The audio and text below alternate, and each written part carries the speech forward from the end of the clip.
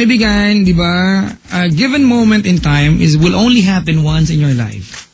So if you are going to say something na if you think will hurt someone, pag-isipang mabuti, mga kaibigan. Yan po yung lesson natin, ano? Kasi yung mga bagay na pwede kang sabihin, split second, di ba? And you will regret after saying that. Alright? So, sa lesson po yan, mga kaibigan, sa mga nilang po na, di ba, short-tempered, baka bago ka magalit, huminga ka ng 10 beses. Yung pang-siyam tsaka pang-10, amuin mo, hinga mo yan. Hindi ka nagalit sa kawin mo, sa sarili mo na, ha? Sipilyo ka muna. Jane Guevara, happy birthday ulit. Sa mga nagbabali po sa akin, good luck. Sana mabot po kayo. Kapal na po nito, ha? Baka maging batian tayo. Pero bago yan, meron nung best friend na may pinagdadaanan ngayon sa kanyang buhay. Oo, ha? At, wala eh. Ano magandang kanta nito? Teka, kita ng kanta. Ito po yan, sa best friend ko po na pinagdadaanan ngayon. Meron siyang isang babaeng naisingian ng tawad. May nagawa siyang kasalanan. Kasi gagawa-gawa ng kalokohan. Yun daw pong babaeng taga Silang Cavite na nagawa niya ng mali. Patawarin mo na raw si Junimar Tarka Romero. Oo nga. Junimar Tarka Romero. Ay, nako, Mark. I was not so happy being lonely, living without you. So I prayed so hard. Bueno, mga kaibigan, sa pagpapatuloy ng ating ginagawang dula patungkol sa buhay ng isang lalaking kumain ng madami ng mga bad trip. Biro lang. Uy, doon po sa taga-Cavite na na napakagandang dalaga na tinitignan ka na ni Mark yung picture sa Facebook na naka-bathing suit. Sinusumin niya. Tama. Sorry na raw, huwag ka na magalit. Alright, yun lang po yun. Pero talaga po, sinusumin niya yung pictures mo kanina. Taga Silang Cavite. Hindi ko lang pangalan sabihin sa akin eh. Siguro after ng program ko, parang hindi ko mabanggit sa area. Papa Jack, I love you. Mahal na kita. Mua. Bahala kayo. Papa Jack, kabati naman GF ko nakikinig ngayon. Hello po, salamat. Yung mga greetings sa loob ng bot ngayon, isa-isahin ko lang ha. Ito mga kaibigan, isa-isa lang po ito. First come, first serve basis, okay?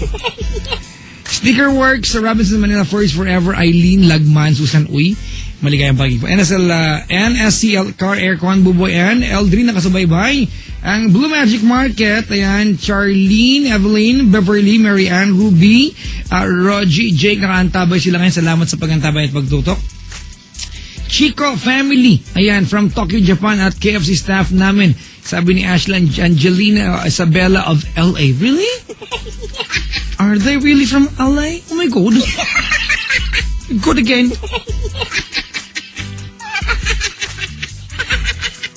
Ay nako, ayan. Papa Jack, hindi ko nakita kagapuhan mo. Wala na yung Starbucks. Wala na po kami. Wala na ng Starbucks. Pero at least, diba, may TLC. Pero salamat po talaga ha. Alam niyo mga kaibigan, bihira lang po sa DJ mapagbigyan ng pagkakataon magkaprograma sa TV. Diba? Oo. Sobrang gwapo kasi ako. Hindi maiwasan talaga yan. Pag mga naglalakad-lakad ako sa sasabihin, Papa Jack! Hindi ako sa Papa Jack. I am Ding Dong. Ding Dong Peanuts. Bakit ba? Hello?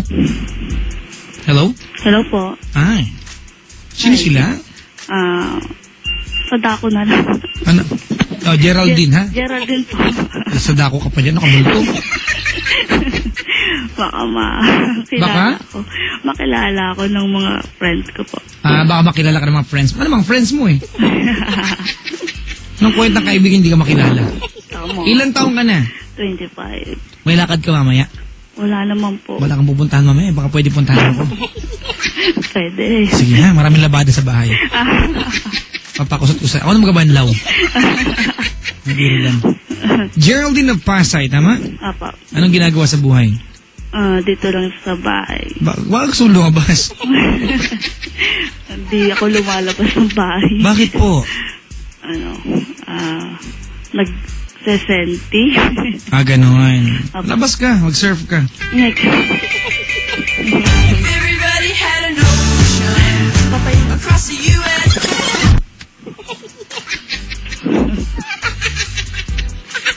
Kwento. Ba't yung patawag siya na si Geraldine? Hihingi ng advice. Advice. Kwento mo ako, dali. May boyfriend po ako.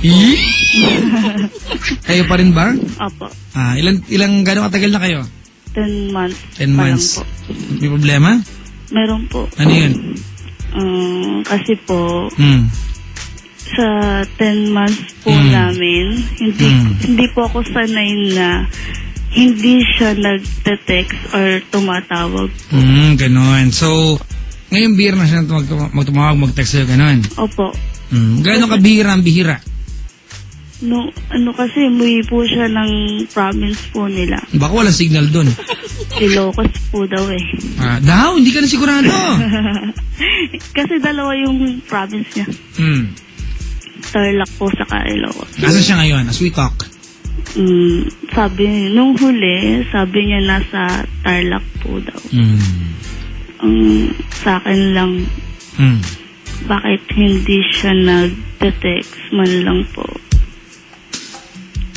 Kasi sa 10 months, lagi kaming magkasama dito. Sa isang araw, hindi siya pwedeng So, ganun ka kasanay sa kanyang presensya? Opo. And then all of a sudden, umuwi ng probinsya parang hindi ka nakasama sa buhay niya? Tama. Ay. Wala.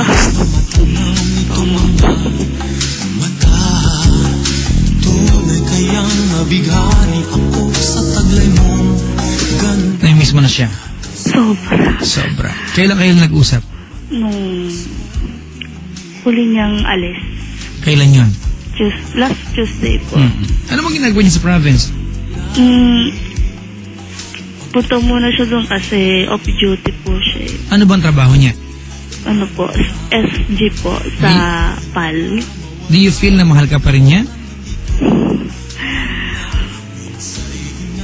Nararamdaman ko pero naguguluhan po ako. Hindi po kasi ako sanay nang hindi siya nagte-text. Di ko naranasan sa kanya yun. Anong gusto mong tanong sa akin? Kung aasa pa ba ako, hihintayin. Sobra ka naman magtanong? Dahil lang hindi ka nag-text, ganyan ka na magtanong? Ganyan lang ba kababa ang pagmamahal mo sa kanya? At di ba, na dahil lang hindi nagpaparamdam, ang nasa utak mo ang option agad ay maghiwalay kayo. Oo, hindi ka naaasa? Kasi, alam mga kaibigan, ganito pag nagkaaway kayo ng taong mahal mo, pag meron kang taong kinagagalitan yung taong mahal mo, huwag niyo pong gawin laging option ng hiwalay, baka magkatotoo. Diba? Gawin yung pinakahuling option yung salitang hiwalay. If you've exhausted, ulitin ko lang yan, exhausted, diba lahat ng paraan to save whatever you guys have, maybe it's about time for you to let go. Pero kung hindi naman, ay pusang gala. Dahil lang ganyan, di ba? Hindi po siya nagtitipsip. Alamin mo muna, ate. Sobra ka naman. Yung bagad ng nyo, ang iyong remedy. Kung nakaantabay siya, anong gusto mo sabihin sa kanya? Dali. Babe. Ano pangalan? Ano na lang. Mac po. Mac. Mac. Dali. Go. Mac, babe, go. Babe. Ano ba yan? Naiyak na ako. Kung may problema man, kung di ka nakakapag-text sa akin, may Facebook naman or pwede kang makitext or kung walang signal. Kasi hindi ako sanay na hindi mo ako titext lang ganun eh. nakakapag-isip ako ng may maganda nag-aalala sa ako.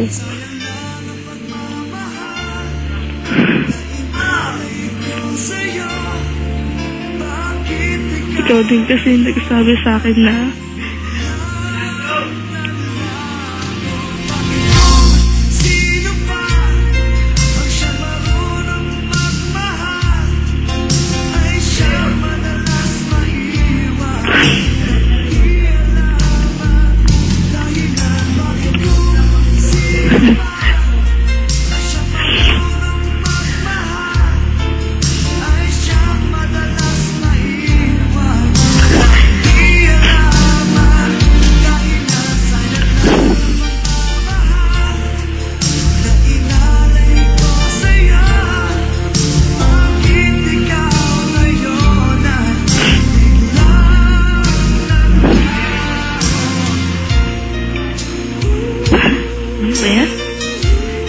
ano yun?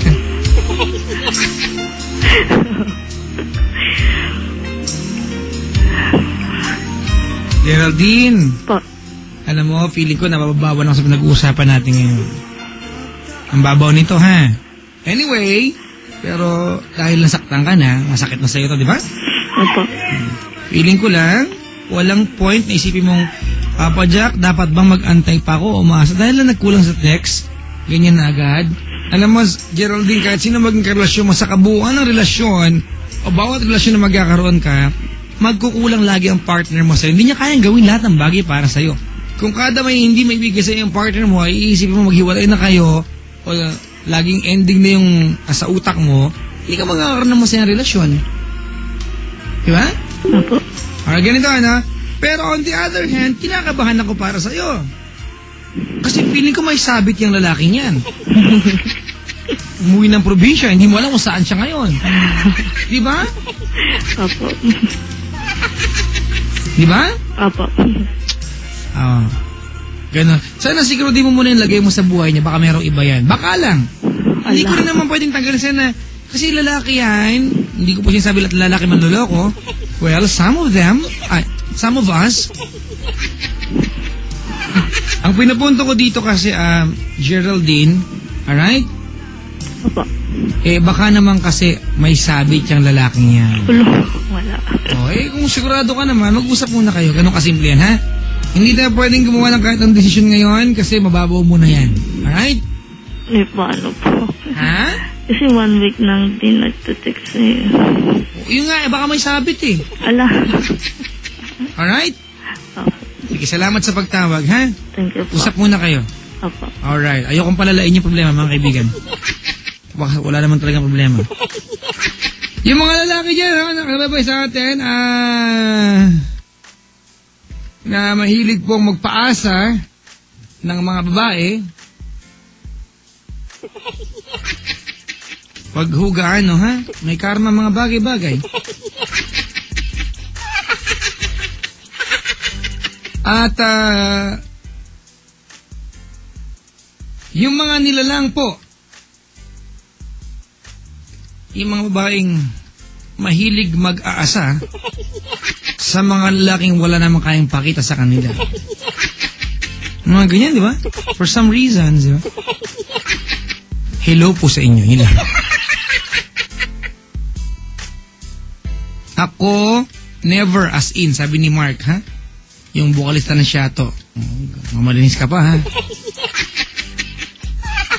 Bala ka. Ano nga pala, no? Sa mga nilalang po na nagnanais maging Girl of the Month ng Love Radio, or even for Yes FM, Girl of the Month for Yes FM, or even for Easy Rock, kasi magkakapad po yung stasyon namin, ha? So, okay lang po. Kasi, basta magkaka-sister stations po kami. Yes FM, Love Radio, tsaka Easy Rock. Padala kayo ng entry sa amin. Close up, full body, maraming shots, as long as makita namin yung ganda ninyo. And you might be just the next one to be featured as the Girl of the Month. Alright? For Love, for Yes, or for Easy Rock.